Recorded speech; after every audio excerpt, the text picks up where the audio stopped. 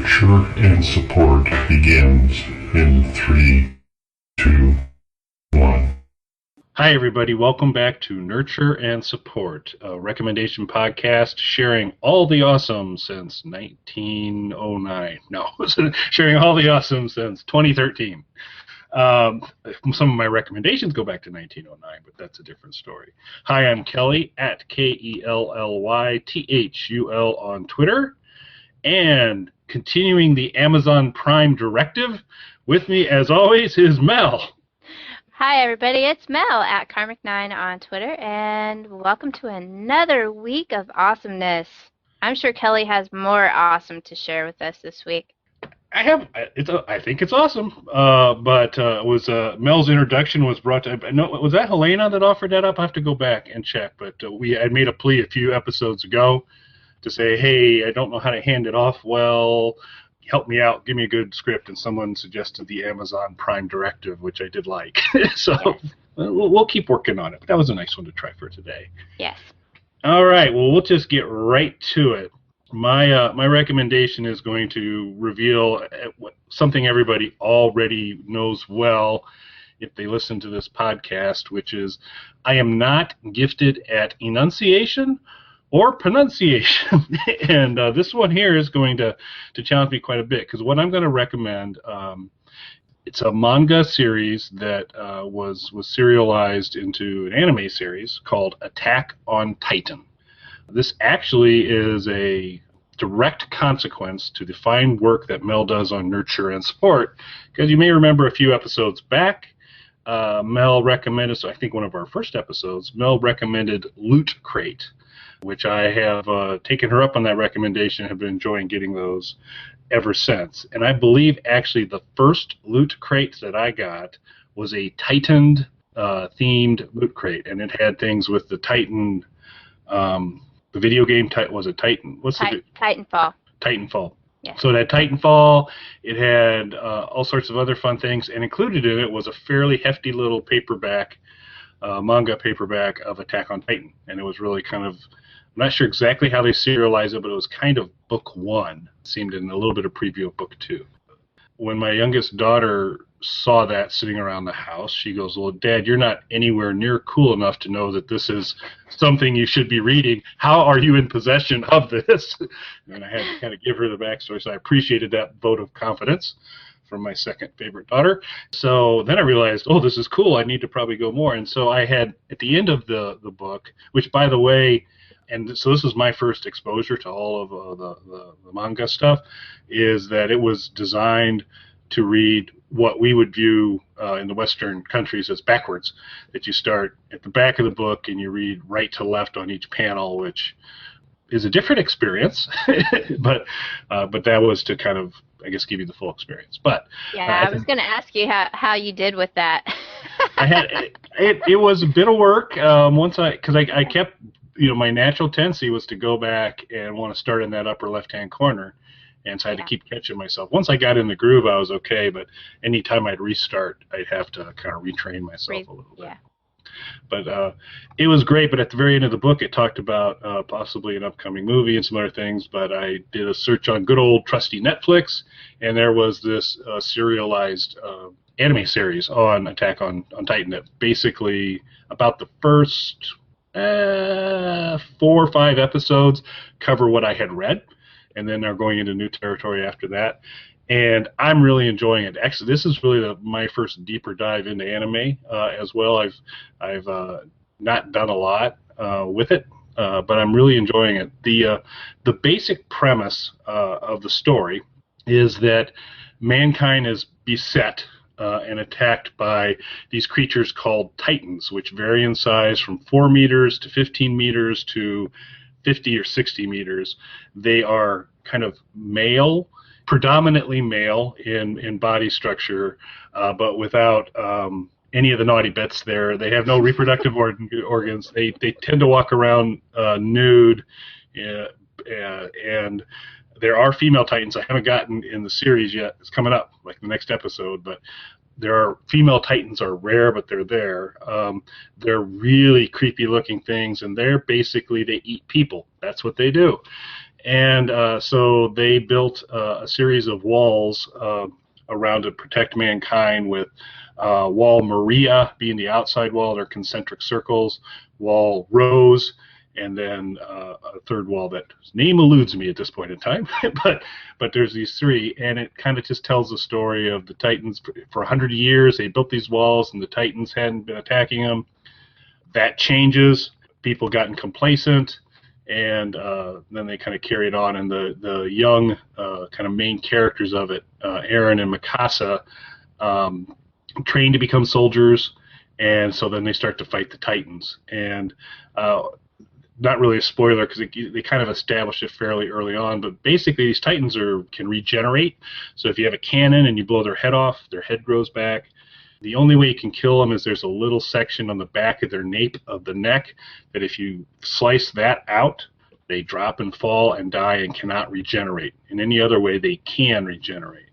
And so these soldiers operate in these kind of 3D omnidirectional things, which kind of shoot out a couple cables, and there's a jetpack so that they can basically go airborne and use those cables to somewhat direct themselves, and eventually they're just kind of flying around to work their way to the back of the neck and take the Titan out. The reviews of the actual when the comic came out originally, there was a lot of very popular, extremely popular. There was a little bit of criticism that the drawings were a little bit on the cruder side in terms of there's more beautiful artwork out there and other things, and I get that a little bit because it's probably not lushly illustrated, but it still kind of works because these Titans are just creepy as all get out. They've got a big dopey smile on their face most of the time before they eat you. That's because people are good. Yeah, they're happy, but there are some that are called variants that have different problems that are they don't communicate. They just kind of walk around and eat people. But every once in a while you get in one that's just kind of spazzy and he's running into walls and stuff like that and doesn't really know what's going on. What I found kind of interesting was one of the Titans that makes an appearance early on and it was a new appearance in terms of what the humans' experience have been with Titans, is called the Armored Titan. And he's involved in the fall of one of the walls. And apparently, the Armored Titan was patterned after Brock Lesnar, professional wrestler and MMA fighter. I didn't catch that initially when I saw it, but when I went back and said, "Oh yeah, that's kind of Brock Lesnar," because Brock Lesnar would make a good Titan, and apparently he did. So he's the Armored Titan. So the manga book's great, and I think if you like those, go get it and do that. The series on Netflix, it's somewhere around 16 episodes, I believe. They run at about 22 to 24 minutes a piece. They're really good. I'm still confused by, at the beginning there's a song with lyrics I have a hard time identifying with exactly, and it's Japanese. I believe it's Japanese singing based on a German song, because like the first they subtitle it, because this is not voiceover. You have to actually read. So it's like, man, more reading, but that was okay. It's all captioned, and it's the original vocal treatments on it. But the captioning that comes on during the first song, I can tell that the first line, or as the song starts to start off, it's German, and then it goes into the English translation for the rest of the song, which is called "The Crimson Bow and Arrow," is that song there. And then what they basically move to later is for some of the later episodes, they move into a secondary song called "Wings of Freedom." So, but it's pretty cool. How much anime do you watch, Mel? My current knowledge of anime is practically nil. I used to watch a lot of it, but I don't know any of the new stuff, and I didn't read that when it came in the Loot Crate. I still have it. It's on my shelf, but I haven't read it. So I like this recommendation. I'll have to go pull it out and check it out and get on Netflix. But yeah, if you haven't seen Akira, you really need to see Akira. And let's see, what were some of my old favorite ones? They were more movies than series, but Vampire Hunter D, there's a couple of those. Those were good.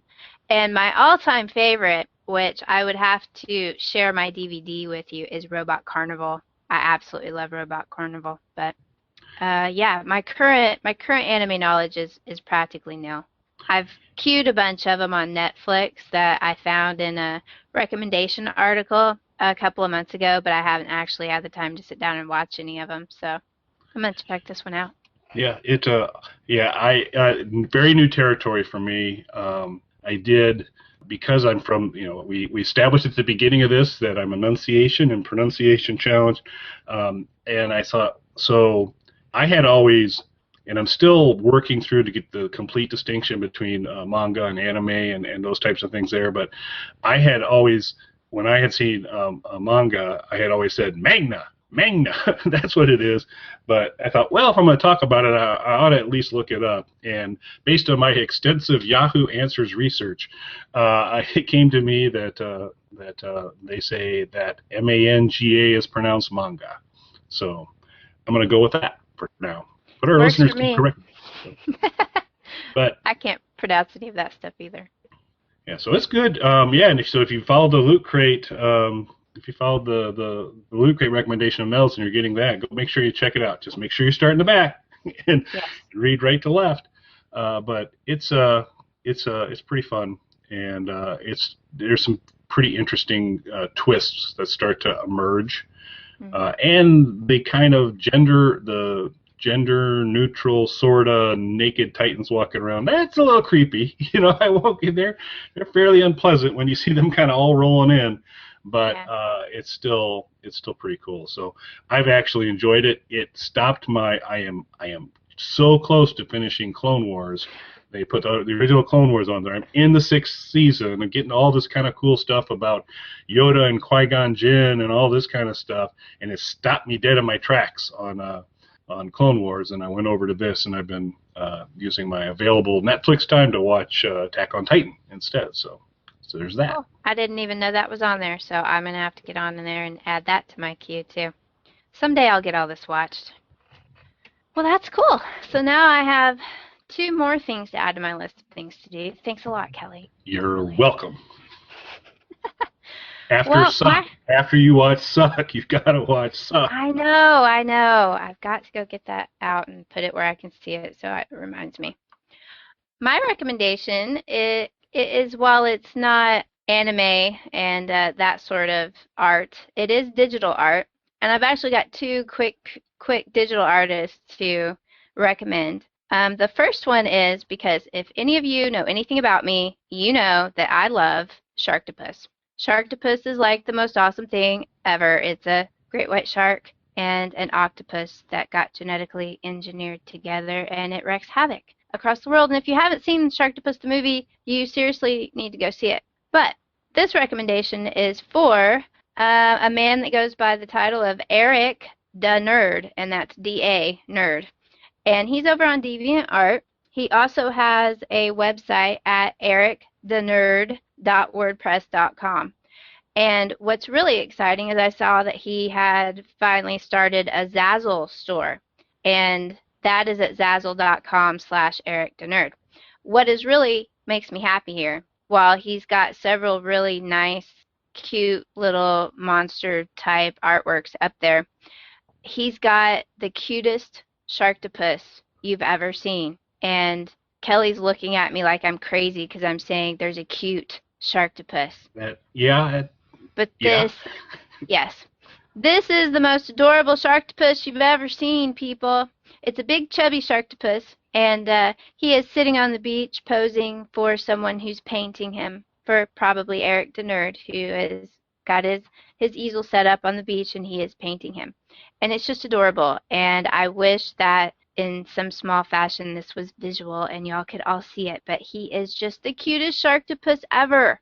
So I want all of you to go to his WordPress, which will lead you to his DeviantArt, but I will post all the links up on the blog post. And I'm going to put the copy of Sharktopus up in the blog post so y'all can see it all right there. It is just the cutest thing ever, and I am so happy that he has a Zazzle store so I can get this Sharktopus on a coffee mug, because I need more coffee mugs with Sharktopuses on them. Or is it Sharktopie? I think it'd be Sharktopie. It would be Sharktopie. Another great band name there. Yes, and I need lots of Sharktopus. And as I've mentioned before, it's Shark Week coming up, people. So how better to celebrate Shark Week than to have a mug or a mouse pad or a coaster or a pin or something with a chubby Sharktopus on it, because that's awesome. So that's EricDaNerd, and his website's ericdanerd.wordpress.com, and you can see all of his other art there. He's doing some stuff for some games and whatnot, but he's got some really cute little creatures up there. One of the ones he's also done is the eyeball monster from Big Trouble in Little China. Oh, yes. I have seen that movie, by the way. You finally saw that movie. I have seen Big Trouble in Little... Indeed, I have. Yes.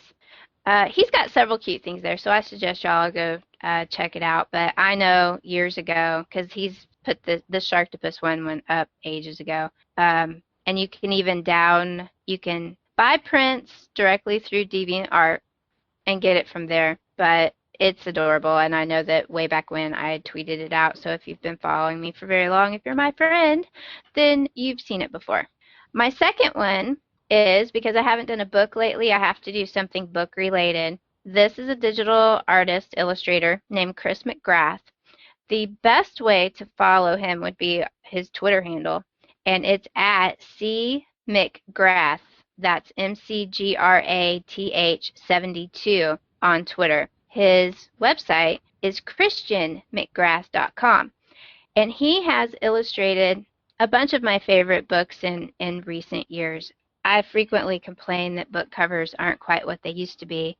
I grew up in the era of Michael Whelan doing all of the awesome Dragon Riders of Pern, and he did several of my favorite science fiction books, and he just has a huge gallery of artwork, and I actually own several of his signed prints. So I love Michael Whelan, and I've frequently complained that book covers are just not as pretty as they used to be.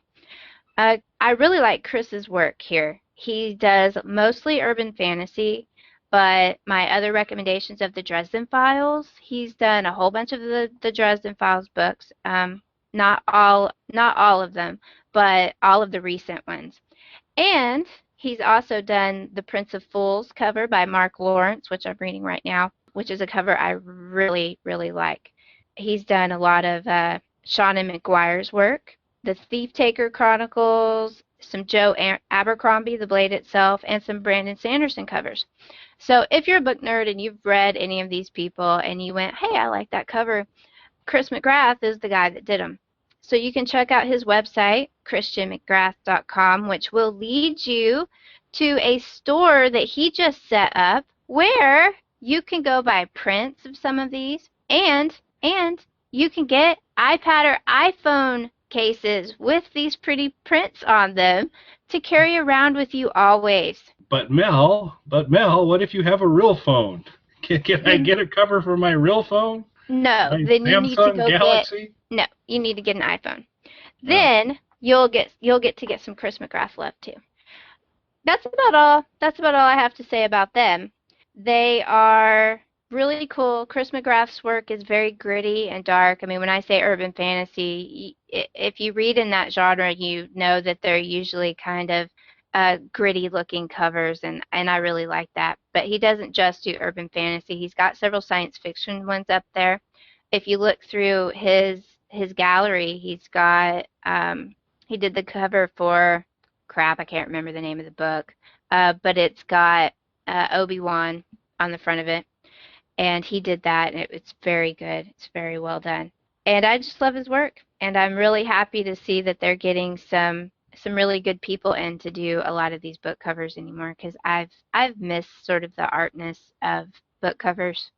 They always draw you in, and you get an idea by who they put on the cover, what artist does the character on the cover it influences what you feel about the character in the book. And I'm really tired of the crappy covers that are out there from a lot of ones, and I guess it's just because I'm old, and they're trying to make these covers more for the young kids these days, and apparently artistically we differ in opinion on what a good hero or heroine in a book really looks like. So I like Chris's work. When he does do women on the covers of his books, they're not like pathetic tweens. So I really like his work. So I suggest all of you at least go look at his gallery. Check it out if you like digital art, as I do. And I guess that's because I can't do any of it. So I really enjoy artists who can. So I want all of you to go look at Chubby Sharktopus and go check out christianmcgrath.com and go over to his store and maybe buy a print of some Dresden Files because they're awesome. Yeah, so I've always hesitated in getting a tattoo because just the process of a decision you make now is with you for the rest of your life. And so you need to have something that can age with you through, eventually if you're in the nursing home and you've got a tramp stamp as you're going down with the walker, it's probably not a look, I don't think. But that look is going to be there, folks. It's a look, but it's not going to be a good one. Not a good look. But I got to think Chubby Sharktopus is something that would, stand the test of time. If you were going to pick something, that might be a candidate. I had not thought about that, but I could definitely get a Chubby Sharktopus tattoo. I totally could do that. Thank you for that idea. You are quite welcome. And pictures of Mel's tattoo will be up. I don't know if it'll be this episode or next, but we'll keep an eye out for that. I'm gonna have to give some thought to that. I could do that. I really could. It would be cool. I'm just processing how I'd have to explain that. Anyway. You can explain to my family how I end up with a Chubby Sharktopus tattoo. Because I can tell you they wouldn't approve. But that's okay. I don't need their approval. There you go. All right. So what we're going to move on to is our social media recommendations. I've got a unrecommendation. In fairness, I need to give what I want to unrecommend a teeny bit more time, but I think I know the answer, and the answer is don't watch it. But we'll teaser for a future. I have an unrecommendation in process for you. But on the social media front, I'm going to recommend Jay Oligario. And Jay Oligario is a voice actor who you may know, or hopefully you do know, from We're Alive. Jay played Datu in there. And we were fortunate enough, a side hobby of mine is the Snarkalic radio show, and we actually had Jay join us this past week, and he was looking for you, Mel. He was, I know scheduling and stuff, we'll have to keep working to do that. He's also willing to come back on. Very nice guy. Really nice guy. Do you expect any different from the man who brought Datu to life? That's exactly. Datu's a great character. Yes. And so Jay was kind enough to join us, and so his Twitter handle is @JayOligario, which is JayOlegario.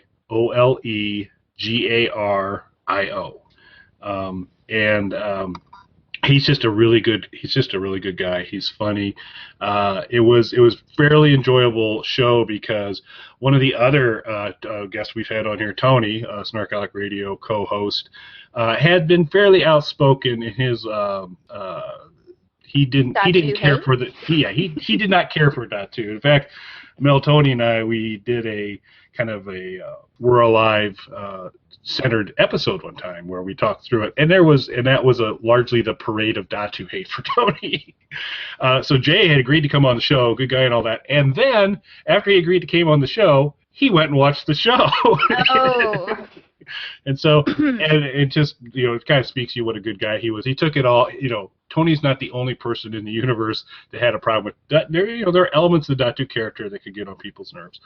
And, but he was like, we're going to have to talk about this. But he handled it with grace.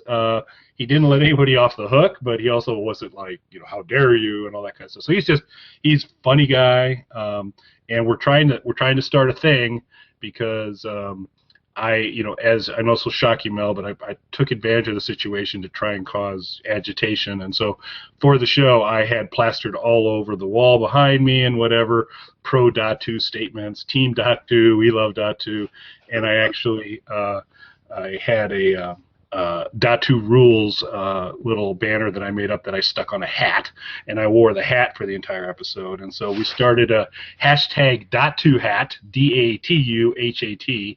It's take a put some pro.to statement on a hat, just stick it on a hat, take a picture of yourself, and post it with hashtag .2hat. So All right. we're trying to make that a thing.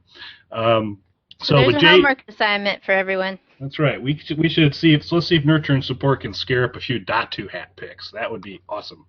So that'd be my recommendation for this week. Cool. Well, I'm going to continue my art theme for this episode, and you've reminded me I have one more little side recommendation I'll do after my social media, since we're going to talk about Amazon Prime directives. Anyway, my social media recommendation this week is @GearsArt. It's GeeRS Art. And his website is darrengears.com. He's an artist who you're best following on Twitter. He is, if you've followed me for very long, you've seen me tweet out a picture of a very sad little kitty in armor from Skyrim. He does a lot of digital art from games on his own. One of the cool things about him is he does Twitch live streams of him actually making his art, and he takes questions from people that might be trying to learn how to do this. And I've watched a couple of his Twitch streams, and they're really cool. But this Dovahkitti is what he's affectionately called, from the Dovahkiin of Skyrim. It is the saddest little kitty I've ever seen. You just have to go. You have to go see it. I could actually cry looking at this little poster. And if you go to his DeviantArt site, which you can get to from his website, you can download that as a wallpaper if you're emotionally strong enough to deal with staring at this poor, sad little kitty with an arrow in his knee and his armor, sitting dejectedly against a dragon wall. So I suggest, if you're into digital art and you want to learn more about it, or you just want to see an artist make cool stuff right in front of your eyes, go follow @GearsArt on Twitter. He's super friendly, answers questions, and he's very active on Twitter, and he's a big gamer too. So check him out. Definitely. Yeah, I'm trying to multitask and do a quick search here. Yeah. I'm sure I've seen it before, but I will do that. But go ahead. Yeah. You got a mini recommendation too? Yes. Since Kelly's going to introduce me as a member of the Amazon Prime Directive, I want to. Yes. We listened, it's our listeners. It's not me, Mel. I'm just our listeners who heard it up. I'm being supportive of our listeners. You're just the bearer. Okay. This has been, Amazon started a kind of charity program last year. I really don't see a lot of people mentioning it or talking about it. Occasionally I see somebody posting a link to it. But I just thought I'd throw it out there for anybody who maybe isn't buying a whole lot from Amazon, and they maybe haven't been told by Amazon about this program. It's called Amazon Smile, and what it does is it gives and this is only for physical purchases. None of your digital purchases are eligible for this program, but a lot of the physical ones are. And what they do is they donate, I think it's 0.05% of the purchase price to the charity, essentially, of your choice. They have, I think, according to them, the last time I looked, over 1 million charities listed in their database. So the way that you get there is you go to smile.amazon.com, and you'll pick a charity, which they usually give you a couple of spotlight charities to work with, and those are always, every time I look, those are always big national charities like American Red Cross, World Wildlife Fund, the Nature Conservancy, big known charities like that. But underneath there's a search bar, and you can type in either a topic that you're looking for, if you want to do a nature charity and have it pull up all the different nature ones that are available, or if you have a specific name of a charity you're looking for, you can put it in that search bar and see if they've signed up on this program yet. When I've looked through it before, I've noticed there's a whole lot of like small, very localized charities, like just in a specific city.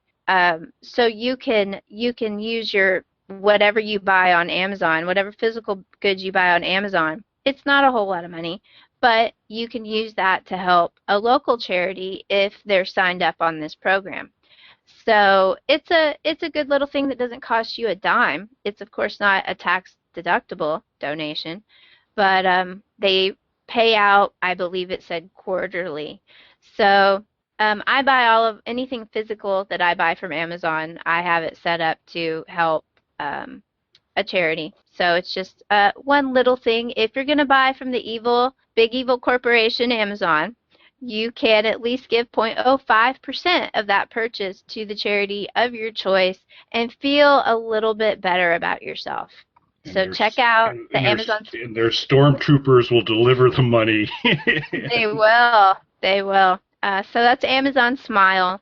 And it started late last year, I want to say October, November. So check it out and try to make the world a tiny little better place and you know, try to balance out. If enough of us do this, maybe we'll balance out the evil of Amazon. Maybe. And Dova Kitty is very, very sad. I know. Does that not make you cry? Sad. I was looking at it earlier, and I could have cried. Poor little Dova Kitty. He has a couple of them in that series, but that last one, it's so sad. It's just a sad little kitty, and it's just beautiful. And you can watch him make it on one of his Twitch streams. Oh wow, that'd be pretty fascinating to see. Because I think I'd like to do a Dova Kelly. Well, I have a dream of turning one of my corgis into a Dova corgi, but oh, that would be cool. Hasn't happened yet. Someday I'll get around to that. Dova corgi would be excellent. He would rule the world. The Dova corgi would rule everything. Without a doubt. Or maybe Dova chubby Sharktopus. He might. Well, you know, he can jump out of the. Well, it wasn't Sharktopus. Did Sharktopus get a helicopter? Or he maybe got a helicopter, but not a plane. I think he got a I can't remember. He took something out of the air.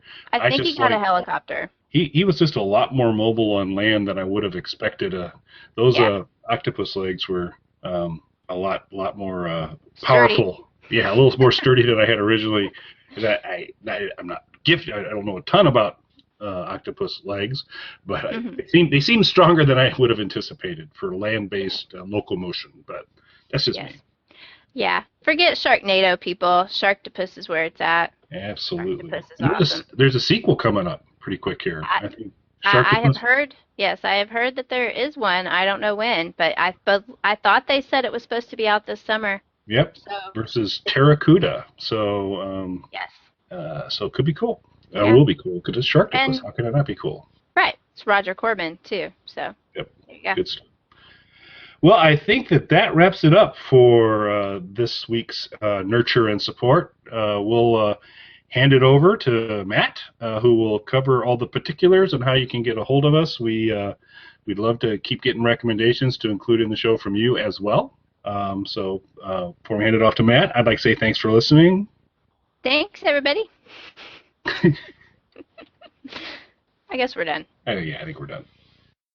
You can contact us on our website, nurtureandsupport.net, or email us at nertandsupp@gmail.com. That's NURTANDSUPP@gmail.com, or tweet us at nertandsupp on Twitter.